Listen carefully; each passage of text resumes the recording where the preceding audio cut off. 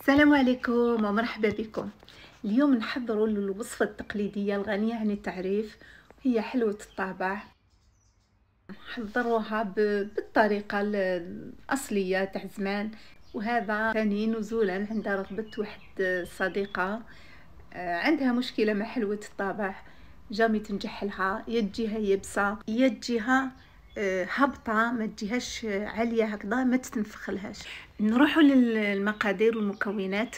هنايا عندي 4 حبات تاع بيض، واللي يحب يدير كونت كونتيتي كبيرة، يحب يزيد البيض يدير 6 حبات ولا 8، يديرهم في بول ولا حاجة يعبرهم، ومن بعد هذاك نفس المقياس هذاك يعمروا بالزيت ويعمروا بالسكر. بصح السكر دائما لازم ينقص شويه، ما يديرش معمر يعني غا هكا بالسكر.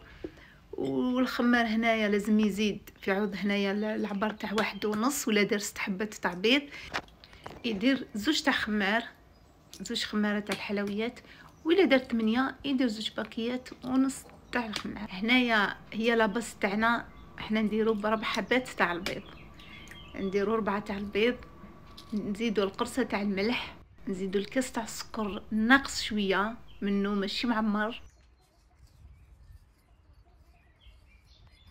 نضربوهم بالفوي.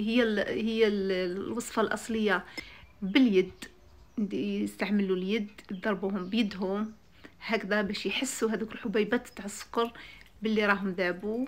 وحنايا كيف كيف بهذه نقدروا نعرفوا بلي السكر راه ذاب. نزيدوا الكاس تاع الزيت ونبقاو نضربو مليح حتى وين يذوب لنا هذاك السكر. واللي يحب يستعمل الباتور يستعمل الباتور. السر نتاع حلوة الطابع هو لو زيست نتاع القرص مبشور تاع الليمون. انا هنايا استعملت حبه تاع ليمون، وانتم تقدروا تستعملوه مبشور تاع حتى 2 حبات. هذا لو زيست هو اللي يعطينا الريحه نتاع حلوة الطابع. واللي يحب يدير لافاني يزيد لافاني. هنايا زدت هذيك لا ليفير شيميك ساشي ونص، ساشي تاع الخمار اللي عندي فيه 11 غرام، والنص تاع خماره الاخرى ابوبخي 5 غرامات وشويه، المجموع بين 15 و 16 غرام.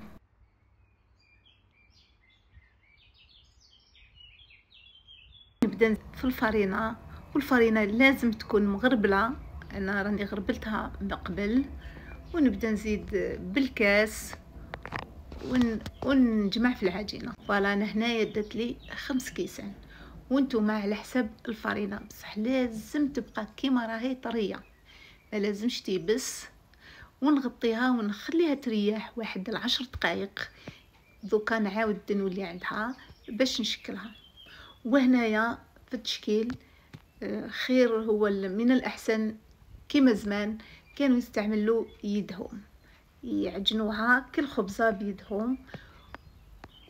وانا هنايا نوري لكم هذه الطريقه باش تجي سهله. انا استعملت هذا لومبورت بياس، هو في الحق الاصل هي يخدموها بالكاس، سورتو بهذاك الكاس تاع بكري ولا تشفاولو يجي هكذا كبير، هو عنده فمو كبير باش كي يديروا هاد الهلال يجي هكذا كبير. وانتم ولا حبيتوا تستعملوا طوابع استعملوهم، انا جي بريفير نخدمهم هكذا باش تجي الحبه كبيره. هذوك الطوابع كي نطبعوا بهم الحبات يجيو صغار، وانتم كيما تحبوا، ولا يعجبكم حبات صغار ديروهم صغار. فوالا شوفوا كيفاه، شوفوا السمك تاعها ليبيسور لازم ما ديروهاش رقيقه بزاف، لازم تكون شويه ما بين تكون رقيقه ما بين تكون طالعه شويه. فوالا شوفوا كيش تجي غير هكذا، ولا شتوها هكذا شويه طالعه تقدروا هكذا تسيو لها هكذا باش تهبطوها شويه. فوالا نكمل كامل الحبات. دروكا نديروا لها لا دوغور، نجيب هذاك لو جون دو صفر تاع البيض، نزيد له شويه تاع لافاني. وهنا تقدروا تزيدوا قهوه ولا تزيدوا الحليب، المهم نتوما، ولا الخل، كل واحد كيش موالف يدير.